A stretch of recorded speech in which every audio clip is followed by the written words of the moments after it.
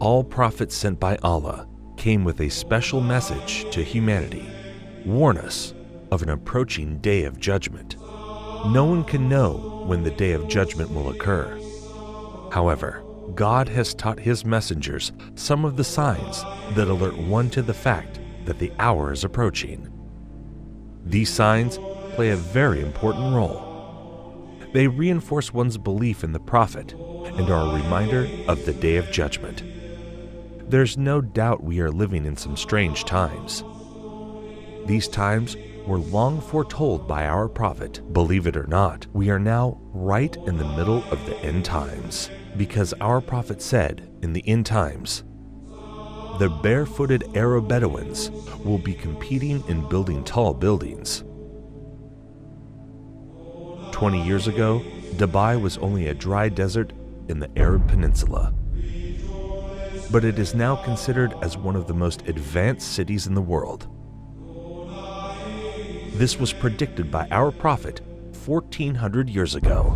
The Burj Khalifa in Dubai is at the moment the tallest structure in the world, but it will soon have competition from neighboring Saudi Arabia. Saudi Arabia has signed a deal for 8.4 billion Saudi riyals for the building of the Jeddah Tower. The prophecy is being fulfilled right in front of our eyes. And they're both from Bedouins, and they were unclothed. And there were Bedouin Arabs, and now they're competing in tall buildings. Now this is very interesting, because if you were a rationalist at that time, you would think the one who's competing in tall buildings would be the superpowers of the time, which were the Romans and the Persians. The Arabs, in many cases, used to build buildings in the ground because it was so hot. Yeah. Some of the houses were in the ground, and they just had tents. The Prophet said that the hour will already have casted its shadow when we can see Mecca, with its mountains with holes.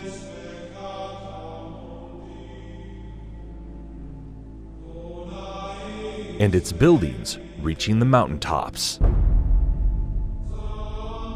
Only a real prophet could make such clear and accurate predictions. The Prophet also said that in the end times, female singers and musical instruments will become popular. With popular is meant that these things will be achieved on a global scale. Today, we can see numerous female artists who have attained worldwide fame. This has never happened before in the history of mankind. And again, we can see the words of our Prophet being fulfilled right in front of our eyes.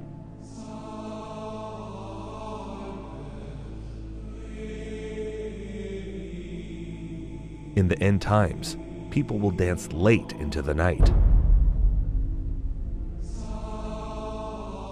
Muslim men will resemble unbelieving men. Muslims will slowly but deeply appropriate the traditions and ways of the Christians. Believers turn into unbelievers and will sell their religion for non-essential things of this world.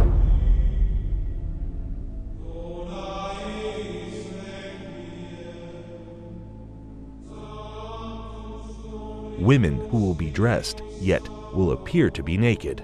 They will seduce men and will be inclined towards them.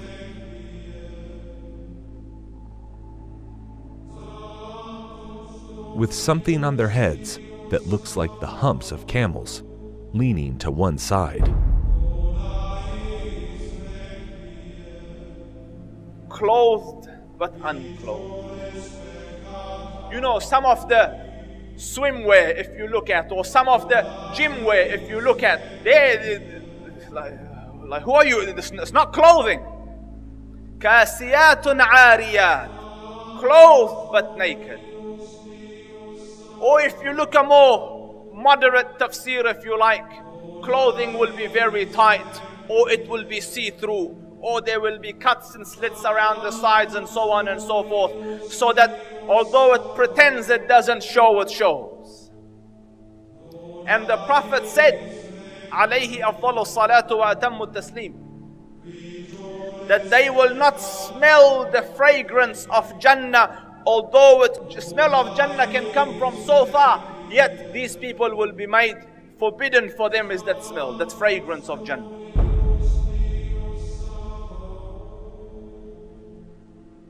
people will walk in the marketplace with their thighs exposed.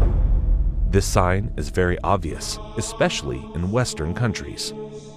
Keep in mind, these events are very recent. Just 100 years ago, even in these countries, the women wore modest clothes. The Prophet said, "Most certainly, people from my nation will consume liquor which they will describe with some other names."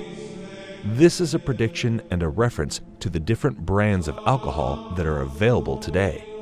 Liquor stores are strewn throughout the city of Amman. By law, bars and liquor stores must be owned and run by Christians. No Muslims allowed. However, Muslims are perfectly free to patronize them, and they do. Our customers are both Christians and Muslims. We don't really have problems here.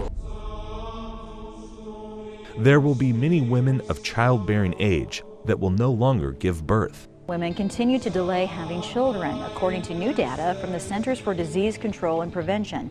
The average age for first-time mothers increased from 24 in 2000 to 26 in 2014. The Prophet said these women will enter the workforce out of love for this world, and this is why they will delay having children. Researchers believe the trend of waiting to have children will continue as more women focus on career before starting a family and as they pursue fertility options like egg freezing. In the end times, there will be snubbing and standoffishness among people. There will be an abundance of food, much of which has no blessing in it. This is clearly a reference to fast food, which has absolutely no nutritional value. Wealth will increase so much so that if a man were given 10,000, he would not be content with it. But the wealth will be shared out only among the rich, with no benefit to the poor. The rich will get richer and richer. Today, the top 1% wealthy people have half of the wealth in the world. Western corporations are plundering developing countries. The decoration of mosques will be a matter of pride and competition.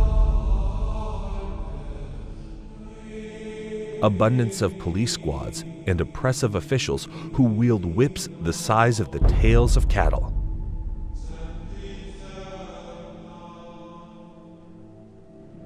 Men will begin to look like women, and women will begin to look like men. And there are many signs that should be troubling to people. The Prophet predicted same-sex marriage. I mean, that's a sound hadith. He said the end of time will not come until a man marries a man and a woman marries a woman. Sports today, Ireland became the first country in the world to pass a constitutional referendum allowing same-sex marriage. This is the moment same-sex supporters...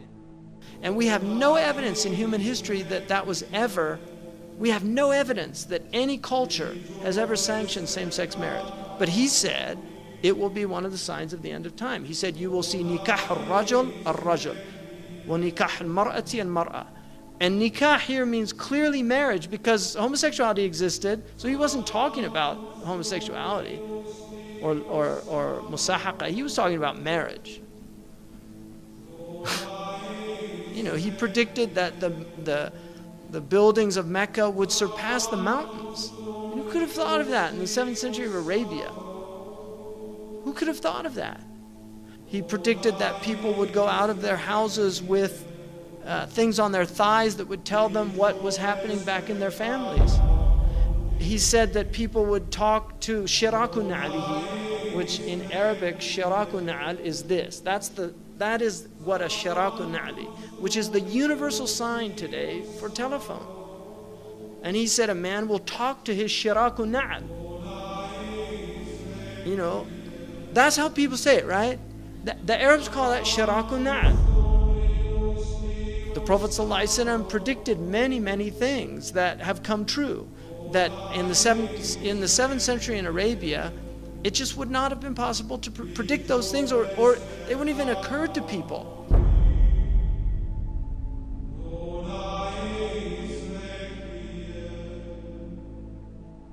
The Prophet said children born outside of marriage would become commonplace.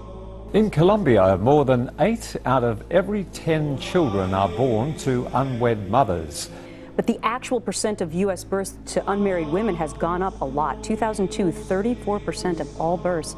2013, 40.6% of all births in the U.S.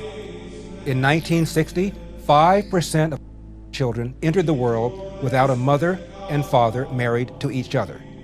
By 1980, it was 18%.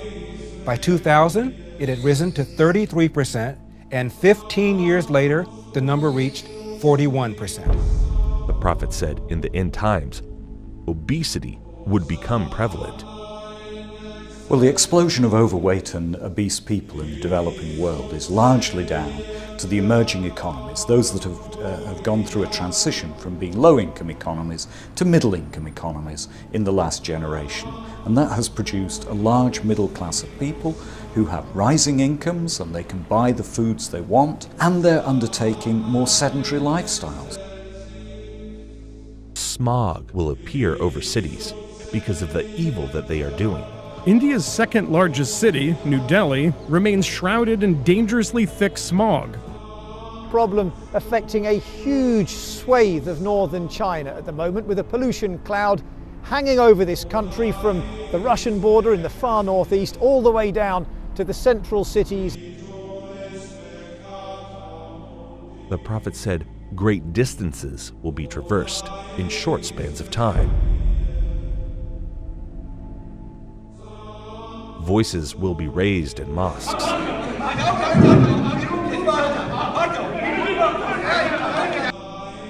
Rain will be acidic or burning. Acid rain is any form of precipitation with high levels of nitric and sulfuric acids. It can occur in the form of snow, fog, and even dry materials that settle to earth. Most acid rain is caused by human activities. That there will be dishes and they will be communicating constantly, and then people will break the ties of kingship.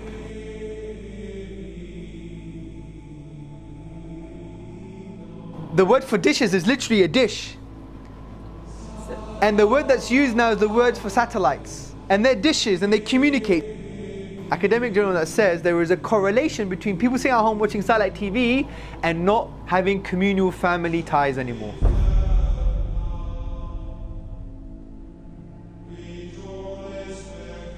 A lot of people will be depressed and will wish to be dead. Depression is now a global epidemic. In fact, if we look in the US, we now find that nearly 1 in 4 Americans will experience the agonizing, debilitating pain of depressive illness by the time they reach age 75.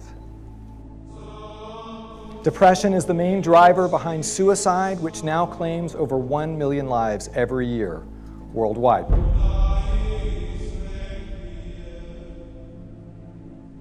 Holding on to Islam would be as if one is holding on a hot coal. A man will be a believer at night and a disbeliever in the morning.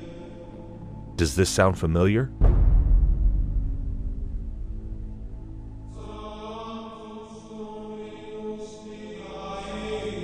These signs leave absolutely no doubt about the prophethood of Muhammad. May the blessings of Allah be upon him. It's impossible somebody could predict all of these signs 1400 years ago, except a prophet of God. These hadith were recorded thousands of years ago in manuscripts that have been carbon dated back thousands of years by scientists. So nobody can even claim that these signs were made up to fit current events. What these signs also prove is that there is absolutely no doubt left that we are living in the end times. All the minor signs that have been prophesied have come to pass right in front of our eyes, as you saw in this video. This means we are on the brink of seeing the major signs of the end times. The question is not when is the last hour. The question is, what have you prepared for it? يسألك الناس عن الساعة قل إنما علمها عند الله وما يدريك لعل الساعة تكون قريبا.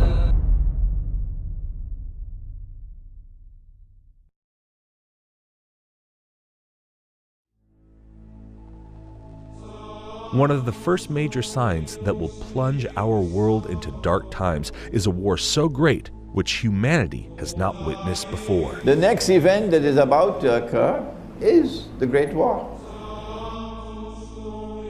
Nabi Muhammad alayhi salatu wassalam, and he said, when Jerusalem is center stage and flourishing, built up, which is where we are now, then look for the Malhama. The Malhama is a great war. The Malhama is not just a great war. It's a war like no war has ever been. That 99 out of every 100 of the combatants will die, will be killed.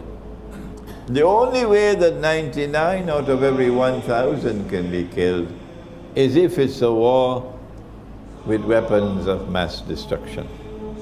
NATO is preparing for war with Russia. This war has been planned long before the evil forces that rule the world today. These same evil people caused World War I and World War II.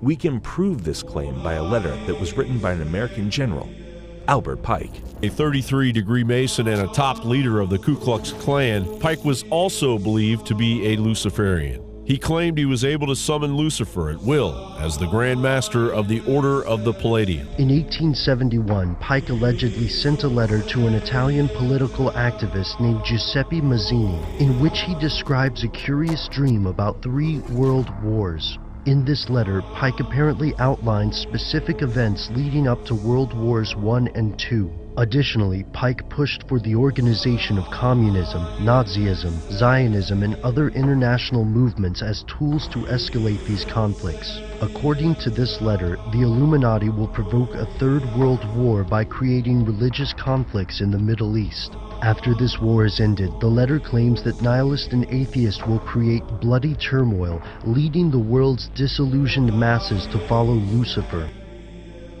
Today, we can see clear preparations being made for this war. The Georgia Guidestones is a granite monument erected in the United States. This monument has 10 commandments for the world, but to this day, nobody knows the author of these commandments. One of the commandments is to maintain humanity under 500 million people. This proves that satanic powers are behind this, and to achieve this, they will cause a world war, and they will surely succeed in achieving this. Because remember that our prophet said that 99% of the people fighting will die in this war. But why do they want this war? After this war, the world will see the advent of the false Messiah, the Antichrist, the Dajjal. In order for the Dajjal to arrive, they have to prepare Israel to make his arrival. That there is a fella, a mastermind at work, who wants to rule the whole world. He is the one who says a man could marry another man and get a marriage certificate. You know who the fella is. And eventually a man will stand up in Jerusalem and declare, I am Al-Masih, the Messiah. But he would not be Al-Masih, the Messiah. He would be Dajjal, the false Messiah.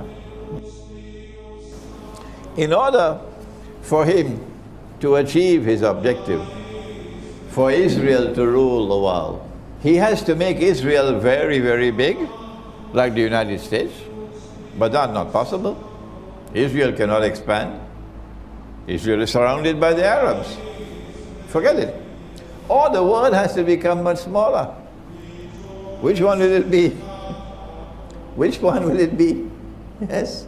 The answer is the world will have to become much smaller. And that's why we're going to have nuclear war. The main goal of World War I was to dismantle the Islamic State and establish a Jewish Holy Land in Palestine. 1914. talk begins in the British cabinet at the highest levels of promising a Jewish homeland to the Zionists. The Zionists were a movement, a group of influential, powerful Jews in Europe, and the goal of Zionism was the establishment of an independent Jewish homeland, preferably in Jerusalem. But after Israel was established, the majority of the Jews were against a Jewish Holy Land. American Jews, by and large, scoffed at the idea of an independent Jewish homeland. They thought this is ridiculous, we're happy where we are, we're acclimatized, we love America. There was no notion, and they did understand it would cause problems and whatnot. This is why they used Hitler to plunge the world in a second world war and commit a genocide on the Jews. Jews in America did not support Zionism until basically Hitler and World War II. That's when they felt the need to have an independent Jewish homeland, and this is well documented. This is not some type of theory. This is a known fact. World War III will be caused to reduce the world population. This will make it easier for them to rule the world. This is their new world order, with the Dajjal as their ruler. As they say to the world, we must come back to religious values. This is Pax Judaica. But their oppression will be greatest of all, because they want to rule over everybody.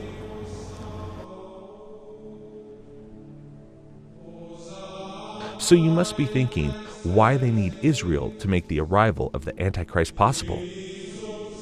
The Satanists want to build their third temple in Jerusalem. They need this temple for a global satanic ritual which will allow the Antichrist to emerge. The Antichrist is just a human like us. He is one of the descendants of Prophet David. This global satanic ritual will give him superhuman powers because he will have control over all the jinn, just like Prophet Solomon had authority over the jinn. Allah says we gave him control over all the jinn kind, those that could build so quickly magnificent buildings, and those that could dive into the oceans and extract from it anything he wanted and he asked for.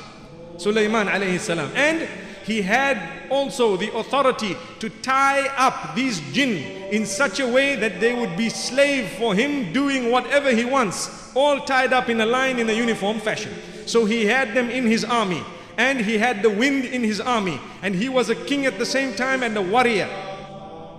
They came down with magic, two angels, Harut and Marut, where in a place called Babil or Babylon. And the reason they had to teach a few people what it was all about was so that they could distinguish between the miracle of a Nabi and the magic of magicians.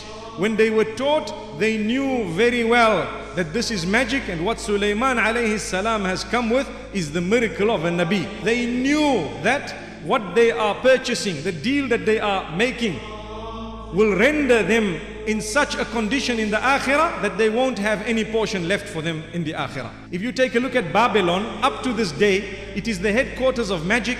There are people, whether they belong to the Illuminati or whether they belong to the Freemasons, part of the same thing, who worship the devil completely, and the devil tells them, we will give you two things, power and kingdom together with everlasting life. The seat of magic is in one of two places. You find it in Egypt where the pyramids are, because there was a lot of magic at the time of Pharaoh. The temple of Solomon is spoken about. May Allah's peace be upon Sulaiman. His intention was brilliant. He in fact abandoned everything, but he had all the books under his throne. They were there. Sulaiman alayhi salam built a temple. It is reported that that tabut, the Ark of the Covenant, was also kept there to this day. And they are saying we were looking for the Ark of the Covenant, and in the process they are destroying the masjid. May Allah subhanahu wa ta'ala protect the haram. They will place this Ark of Covenant in the third temple, which will give the Dajjal his powers. When Musa alayhi salam was passing away, he gave a certain little box known as a tabut. It was a box, the Ark of the Covenant. In it were some of the fragments of the tablets upon which the 10 commandments were written, and a few items inside there. We don't know exactly what, there is dispute as to what it was, but for sure it was a reassurance and a comfort to the people who had it. And when they opened it, they felt very secure, they felt very calm. And every time they fought, they took that ark with them. And when they fought, they won the battle. Whenever the ark was with them, In it, it had the tablets that were given by Allah subhanahu wa ta'ala to Musa alayhi salam. They will use this divine knowledge for evil. Their third temple will be built at the same location as the Al-Aqsa Mosque. Preparations have already begun for the building of the temple. In Jerusalem, King David established our capital 3,000 years ago. In Jerusalem, King Solomon built our temple, which stood for many centuries. In Jerusalem, Jewish exiles from Babylon rebuilt the temple, which stood for many more centuries. We are in Jerusalem and we are here to stay. And today, the United States of America is opening its embassy right here in Jerusalem. Thank you, President Trump, for having the courage to keep your promises. President Trump, and thank you all for making the alliance between America and Israel stronger than ever. يا أيها الذين آمنوا لا تتخذوا اليهود والنصارى أولياء بعضهم أولياء بعض ومن يتولهم منكم فإنه منهم إن الله لا يهدي القوم الظالمين. To advance the truth. The truth and peace are interconnected. A peace that is built on lies will crash on the rocks of Middle Eastern realities. You can only build peace on truth. وإذا قيل لهم لا تفسدوا في الأرض قالوا إنما نحن مصلحون ألا إنهم هم المفسدون ولكن لا يشعرون. Those of you who are watching Bible prophecy and the plans to rebuild the temple, I have now in my hand a piece of modern prophetic history, if you will. It is one of 1,000 silver-plated temple half-shekel coins minted in Israel in recognition of Donald Trump's declaration of Jerusalem as Israel's capital. They are to be used in the third temple. On the front is Donald Trump with King Cyrus the Great, who 2,500 years ago saw to it that the Jews would rebuild their ancient temple. Friends, this is prophecy coming true in my hands. What incredible days we live in. America's ambassador to Israel has come in for criticism after he was seen posing with a rather controversial gift. David Friedman was presented with a photograph of one of the most sacred places in Jerusalem. But the image had been altered to show the Jewish third temple on the site where the Islamic Al-Aqsa Mosque and the Dome of the Rock are currently situated. The third temple is a biblical reference to a new place of worship, to replace an ancient one which was destroyed. It is the holiest place that we have right now. The third temple is going to come right here. Okay. So without a doubt, you believe that there's no doubt. There's no doubt. Oh, it's going to be very, very interesting, tomorrow.